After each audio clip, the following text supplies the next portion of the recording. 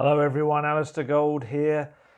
Only Tottenham Hotspur could not win a match by 10 millimetres when pretty much every other team bar Wolves around them failed to win their games. It was so Tottenham Hotspur, it was unbelievable. Honestly, we couldn't really tell in the press box just how close that ball was to crossing the line at Vicarage Road yesterday afternoon. Kind of looking down, it looked like it was close, but we didn't realise quite how close. I think it was 10.04 millimetres, Eric Lamella's scrambled shot. That was all that was left of the ball to cross the line. But that is the one piece of match technology. I think Mourinho said it as well. It's brilliant. You just can't argue with it. It's absolutely fair enough. It is the one that there's no subjective element to it. You know, it's either a goal or it's not, and it wasn't. But it just shows you the very literally fine line between winning, drawing, and losing a game of football. So the week that was at Tottenham Hotspur, weird week. FA Cup replay, obviously at home, beating Middlesbrough 2-1. Decent first half, second half not so convincing at all. And then yesterday, obviously, a 0-0 draw at Watford, which is one of those where there's a part of you that wants to think a point away against an absolutely rejuvenated Watford side under Nigel Pearson probably isn't the worst result in the world. But there's a part of you that obviously it's Tottenham Hotspur, and however absolutely rubbish they've been in recent weeks or months, it's a game that they should be winning and obviously have won. On the whole, in previous years, there's definitely been a few sticky ones. Remember, was it Richarlison match where he got Davinson Sanchez sent off? I can't remember if that was a draw or a win, but there's certainly been some. I think last season they lost there, didn't they? So, still should be a game that Tottenham should be going there and winning whatever form they are in, if they have any real ambitions, you know, this season of doing what they need to be doing. But I think the biggest, most glaring thing, and it's no shocker that the match served up for everyone, is the fact that Tottenham Hotspur just need a striker. They just do. It's now getting a little bit ridiculous. You know, people have been saying it for years, obviously, that Harry Kane should never have been the lone striker at Tottenham Hotspur. Others have come and tried and failed on the whole. Vincent Janssen, obviously. Soldado and Adebayor in the early days were Kane's kind of competitors, weren't they, before they both headed off. And obviously Fernando Llorente is probably the one who's had the most success in terms of being a backup striker to Kane, although it depends what you judge success on. If it's goals, not so much. If it's on hold-up play, bringing others into the action and kind of being a focal point, yeah, Llorente did his job. But for me, to have entered this season without a senior backup striker to Harry Kane is negligent. It really is. It's really, really poor squad management. It's a little bit embarrassing in terms of, certainly Mourinho was asked about it and he was like, yeah, most clubs have 4 or 5 strikers, and kind of admitting it's strange that Tottenham only have one. Clearly, Troy Parrott, you know, we'd all love to see him kind of get some minutes. Obviously, as people know, I've seen a lot of him over the years, last couple of years, watching the academy football. And I was very disappointed he didn't get any minutes against Middlesbrough. However, this is everyone asks me every week. I get all these kind of requests on Twitter. Ask about Troy Parrott, ask about this. It's kind of one where it's been asked before. I know people are desperate to know about him, but you're just going to get the same stock answer that Mourinho has given before, that Pochettino has given before. Mourinho only answered that question about 2-3 weeks ago. He said he's 17 years old. He's not ready yet to step into Kane's shoes. Hey, you and me may well think, and I certainly think he deserves a few minutes here and there. Mourinho and Pochettino just didn't. You know, he's making the bench on the odd occasion. Yesterday he was at Vicarage Road as the 19th man in case of illness or injury. I saw him walking along. He just doesn't feel he's ready, and that's why Spurs are looking for a striker in the transfer market. Personally, as I'm sure many do, I hope it doesn't block his path. But if they feel he's not ready yet, he's not ready yet. And, you know, this is a guy that Mourinho obviously has played younger players in the past. He's thrown Tanganga in. Obviously, we're talking about a 20-year-old compared to a 17-year-old. Pochettino had thrown young players in before. Luke Shaw, I think, was either 16 or 17. James Ward-Prowse, 16 or 17 at Southampton. For them to not feel he's ready, it goes against what we all kind of feel. But unfortunately, it's maybe the case that they see him on the training ground every day, and perhaps they just don't feel he's ready. And I think the biggest thing with a young player like that, I think we have to remember, is managers will always look to introduce young players into a positive, successful environment. They always feel that that's the best way to kind of get the most out of them. Whereas if you chuck him into a scenario like this where Spurs, the pressure on his shoulders would be ridiculous to try and score a goal, it can stunt the development. And I kind of get outside. As much as I want to see Troy Parrott play, because I do think he's such a talented young man, I kind of get that idea of let's not throw him into the absolute lion's den right now. But it was all out there on the pitch. 17 chances Spurs created, 5 on target. The people previously that were doing the job, or at least covering while Kane was out before, just aren't doing it. Son has really been, I'd probably go as far to say, quite poor since he came back from suspension. Really struggling. We know what Sonny can do. One of the most talented players in the Premier League. I just feel since he's come back from that suspension, he's really struggled to make much of an impression in games. He's still got that kind of direct play, but there's just not really much at the end of it right now. Dele Alli, after that burst under Mourinho, has been very disappointing. He's been working hard. He gets a lot of flack on social media. I think I'd definitely urge people to watch his work rate during the game. He works incredibly hard. A lot of defensive stuff, a lot of box-to-box things. I think just his quality in the final third has kind of fallen away. Apart from yesterday afternoon, there was a really lovely flick down the middle where he drove through and then he set up Lucas, wasn't it? It was Lucas for the chance at the keeper. Ben Foster denied him. So he's got that about him. It's just, he's one of these players that seems to be lacking in the confidence again.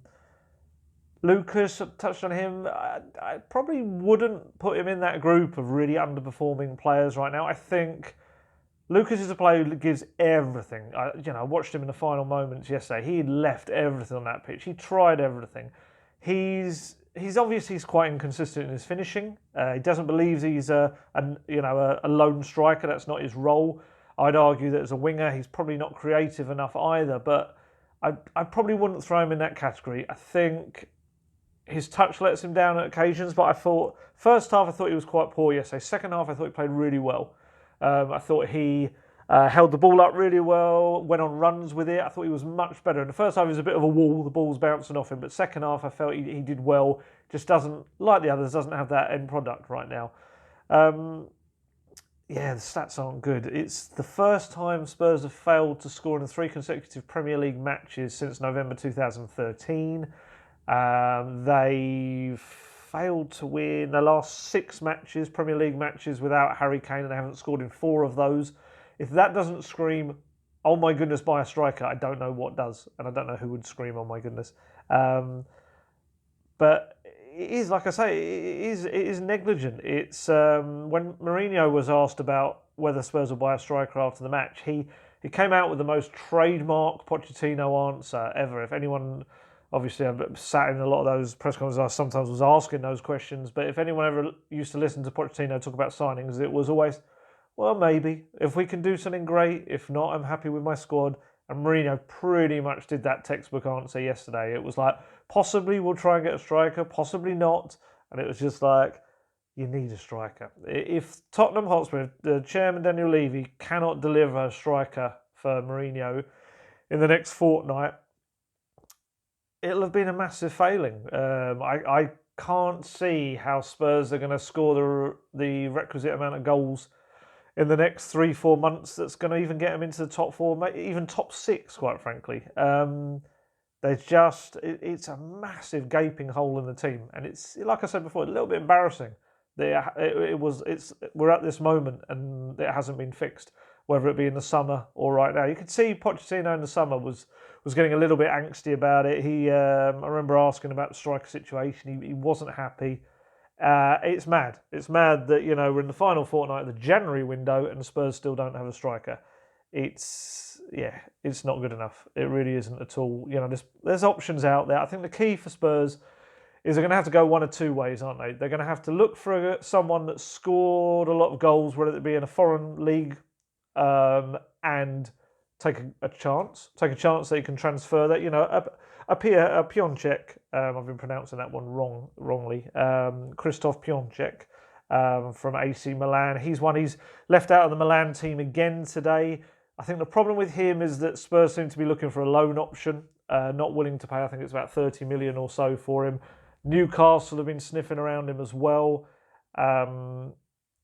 He scored, 30 goals in all competitions last season. This season has had more struggles. It's one of those that would definitely be a gamble, but only 24, Poland international. Or the flip side is you look at someone that is more of a Llorente type, isn't going to get you goals, but maybe has that physical element to their play, can hold the ball up. I said Benteke previously has been offered to Spurs. Other players in that mould, even maybe looking at bringing Llorente back, who's not going to feature at Napoli under Gattuso apparently in the weeks ahead as regularly as he wants to. That's the other way. Just someone to hold up the ball and ease the pressure on those other players, to let them just kind of do what they do, and then you might get more out of the likes of Son, Ali, Lucas, Lamela. They need to find someone. They will have their lists. They will have their lists that they're working down. And I think if there's one position you're going to take a little bit of a financial hit to get someone in and score the goals, because, Champions League money-wise, Spurs earned about 84 million last year from the Champions League run to the final. This year it's about 44, 45 million already for getting to the first knockout stages. They're going to lose out on all of that money next season. What's spending another 5, 10, maybe 15 million on a striker that you don't want to make sure you get into that, or at least give you a better chance to. But this is Tottenham Hotspur. Mourinho made a point of saying, this isn't the last match. There's a match on Wednesday, Norwich. There's matches next season. We must also think about the future, not just the now. I'd argue that Spurs' future kind of needs that Champions League money as well, especially with everything they're trying to pay off with the stadium. A £1.2 billion stadium complex. As good as your loans are, it's still got to be paid off with that interest as well. So just get it done. Get it done, quite frankly. Let's talk about some positives. I feel I've kind of gone all quite negative there just to start off, a bit of a rant. Sorry about that. But Giovani Lo Celso, thought he had another good game. I'm really starting to see elements of a Christian Eriksen replacement in there. Thought yesterday he played quite a lot in a deeper role. He kind of did the Eriksen thing where sometimes he was deep, sometimes he was linking up with play. And I think you noticed that not only is Mourinho getting more confidence in the 23-year-old, but also his teammates are. Always looking for him with the ball, always looking to pass it to him. Everything good Spurs did pretty much came through Lo Celso. And what I love about Lo Celso's play is that most of his passes are forward passes. They're progressive. He doesn't look to go sideways or back. He always looks for the forward pass first. And his pass success rate was 85.5% yesterday, which, bearing in mind he's that kind of player who plays through balls, was really impressive. He was linking up everything. He got tired in the second half. That's understandable. It's his first back-to-back starts, I think, since Pochettino's last couple of games. I think if that's right. Certainly won't have the fitness. Mourinho told me the other day that after the Middlesbrough game, he was still aching by Thursday. He was tired 2 days later. But yeah, definitely a positive. I'd hope we see him now get a run of games, because I think, like I said, everything good that Tottenham are doing is coming through him. And I think he'll be a little bit of a key to them. Obviously, they're going to need another backup for Eriksen. I don't think you can rely on one playmaker, but I think Mourinho would have been heartened by another good performance by him. That's 3 or 4 in a row, isn't it? 2 from the bench, 2 starting. Looks like he's adapting. He's aggressive on the ball. There were some nice moments where he was holding up the ball, shielding it, turning on the centre circle, going into tackles. He's got the potential to do what Eriksen does with some added bite, which the Dane never had. And I think that could be massive going forward. Just got to steer clear of injuries as well, obviously. Who else? Defence. Let's talk about defence. Lots of positives in defence. Paulo Gazzaniga obviously making a terrific penalty save after Vertonghen's handball. No complaints about that penalty. Actually, we'll have a few. I was almost forgot to mention this. Obviously, there's a few VAR little annoyances or refereeing annoyances that Mourinho didn't want to talk about too much because he knew he was going to get in trouble. Capui's first challenge on Tanganga was absolutely awful. Knee high, studs up, trying to get the ball in the air, but it should have been at least a yellow, I'd say. And then obviously picked up a yellow for a really late clattering challenge on Lo Celso, so he should have been off, and he was arguably their best player as well, Capui, after that. Cathcart was a handball, or looked like a potential handball in the penalty, which wasn't even... I say it wasn't referred to VAR. It's a very easy thing for people to say, but VAR is always monitoring everything, and they would have flagged that up had there been a potential for them or the referee, Michael Oliver, to look at it. There wasn't. The refereeing wasn't great yesterday. It really wasn't. Like I said, probably the refereeing star of the day was the goal line technology, and even that didn't go Tottenham's way. But back to defence. Mentioned Tanganga there. Tanganga playing in another different position. 3 matches this week, and everyone he's kind of played in a different role. First game against Liverpool, he was the right side of it was kind of a back 3/back 4, back 5 at times, playing as he's almost like a right back behind a right back. Ended that game on the left. Against Middlesbrough, he played as more of a pure right back. He was meant to be sitting with Sessegnon going on, but he bombed up the pitch plenty of times, and anyone that remembers that late burst all the way down the right and crossing for either Ali or Son to put it home, but they didn't. And yesterday, I got word early in the week that Spurs had been training with Tanganga as a left back, and that was how he played. He probably the least comfortable he'd looked at the 3 games. It's very difficult when you're a right footer to play as a left back. I've seen Aurier try it. I think I've seen Trippier play there. Walker used to play there sometimes, occasionally back in the day. It's never easy because especially he was up against Sarr yesterday, a very pacey guy who will go down the flank. And if you're right-footed and you're having to turn onto your left constantly, it's very difficult. And also, I've spoken to defenders who've said this in the past as well, it's the mindset of marking and twisting and turning and positioning yourself in a different part of the pitch to where you're used to. It does kind of mess with your head slightly. And I felt that he looked a little bit shaky in the early stages. Obviously picked up the yellow card after only 19 minutes. But I thought after that, he did pretty well. Bearing in mind this is a 20-year-old, only in his second ever Premier League game, to have a yellow card after 19 minutes and not even look like picking up another booking for the rest of the game. I thought he showed real maturity. Saw him getting a bit of flack from some places. I thought that was harsh. I thought he played well. He wasn't really there to provide width and attacking kind of stuff. That was Aurier's job on the other side. I thought Tanganga, for the inexperience as well, take it all into account, I thought he did well against an incredibly tricky winger who has given other defenders plenty of problems in recent weeks since the kind of Pearson revival. So I thought that played well. I thought Aurier had a much better game defensively. Defensively, I thought he made some really good tackles, actually. Players are still having to cover for him. Winks was coming across, Alderweireld was coming across a lot. But to be fair to Aurier, that's part of the Mourinho game plan. He wants him high up the pitch, so that is going to happen.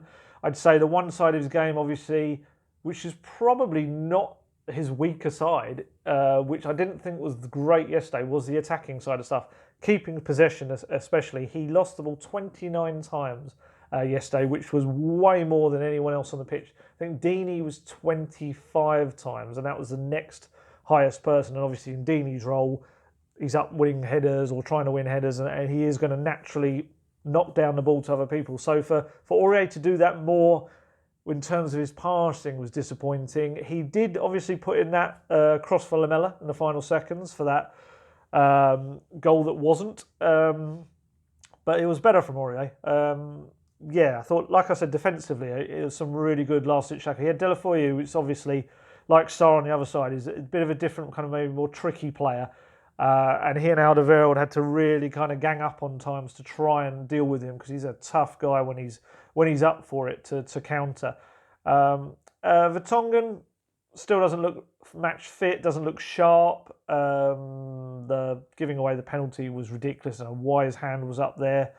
Had a few miscommunication issues with Tanganga. I noticed there were a few times he was shouting it. They were trying to work out who wanted to go out to the left and who was kind of staying inside when they were running back and out of position.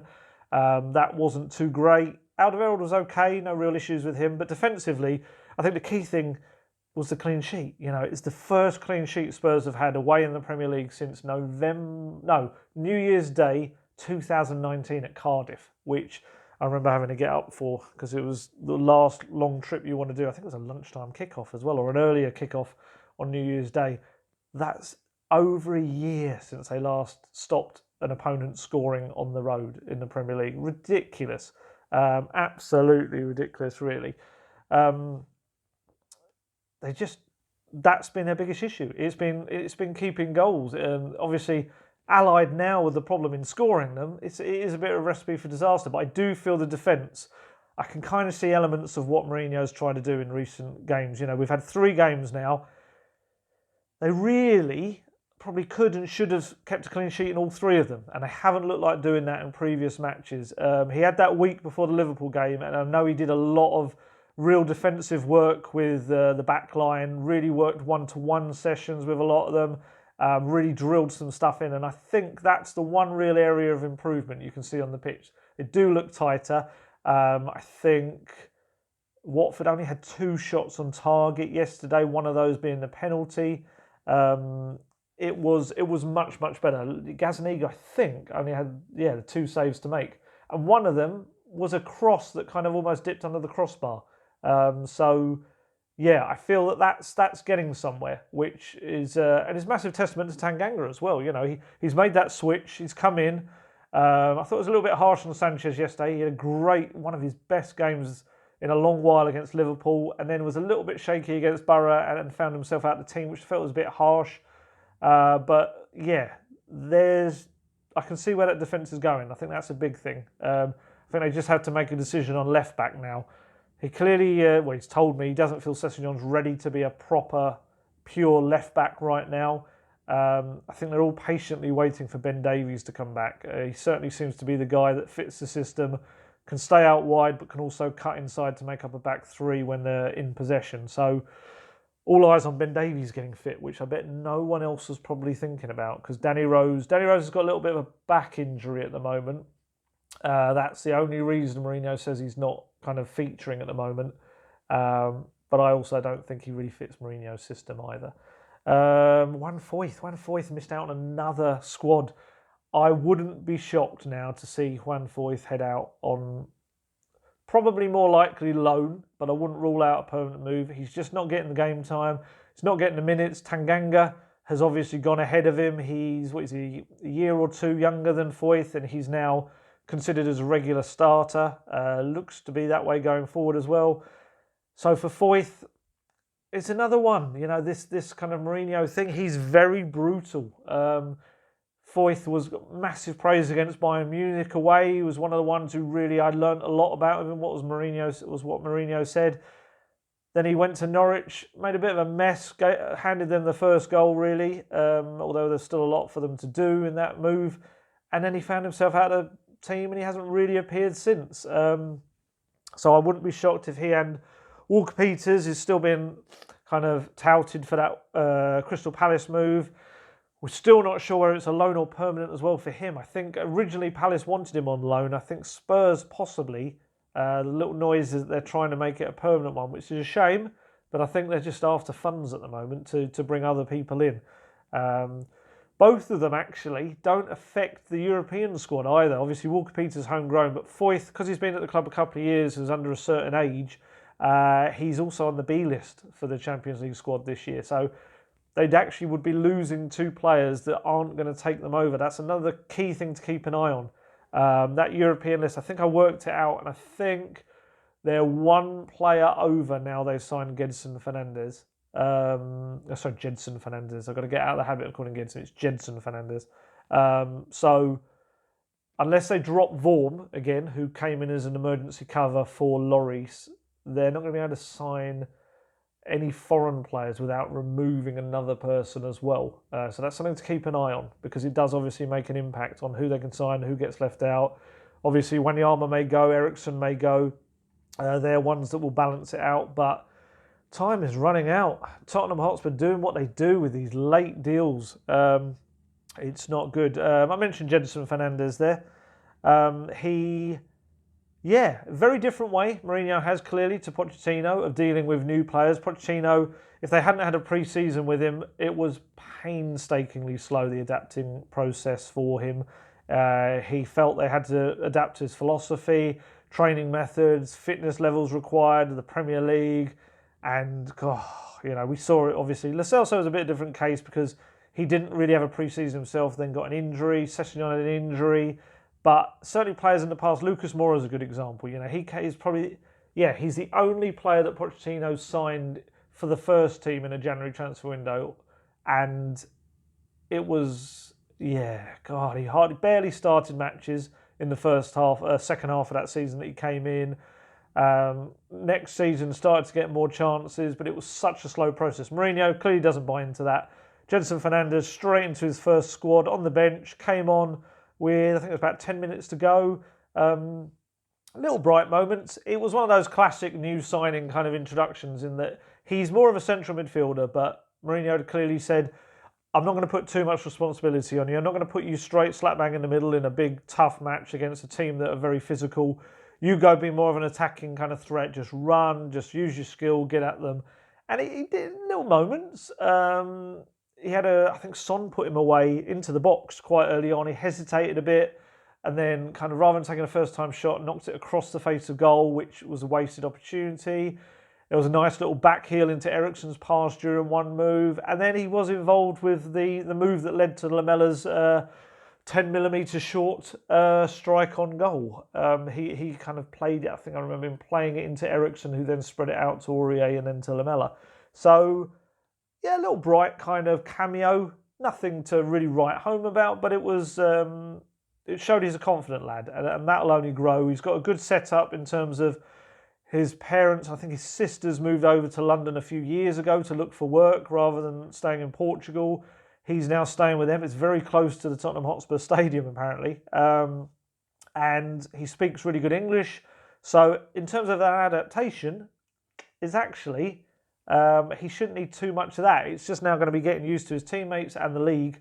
But he clearly has Mourinho's confidence. So, I think we'll see him. I don't know if he'll start against Norwich or not. Fitness-wise, I still doubt he's at that level. I looked back and he's only started 2 Portuguese league games this season. He had a bit of a falling out with the coach, had a metatarsal injury earlier in the season. So he's not going to be probably ready to start unless Mourinho takes a big gamble against Norwich. And then, it's Man City, isn't it, after that one as well? I don't know if you want to throw him straight in for that one either. So, not quite the whirlwind straight in the team thing, but it's still nowhere near the Pochettino very slow adaptive process. But no, he's definitely one to watch, and hopefully he'll be joined by, certainly Mourinho said the other day, new players, plural rather than singular. So hopefully it's not just one player, because I think Spurs need help in this squad big time.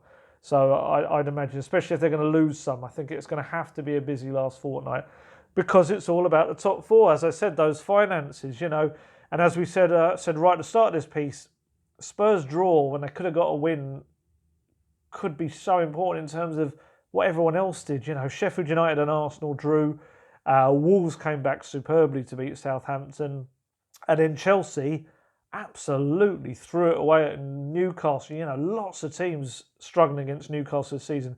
Steve Bruce does not get the credit he deserves. That guy absolutely got the flack, didn't he, when he first joined, because he wasn't this sexy manager the fans wanted after Rafa Benitez went on. I think he's done a brilliant job. They're so organised. We saw that when they came to Spurs early in the season. And, yesterday, last gasp goal, Chelsea now just 8 points ahead of Spurs. They've got a really tough run of fixtures coming up. They've got Arsenal, Leicester, United, and then Tottenham.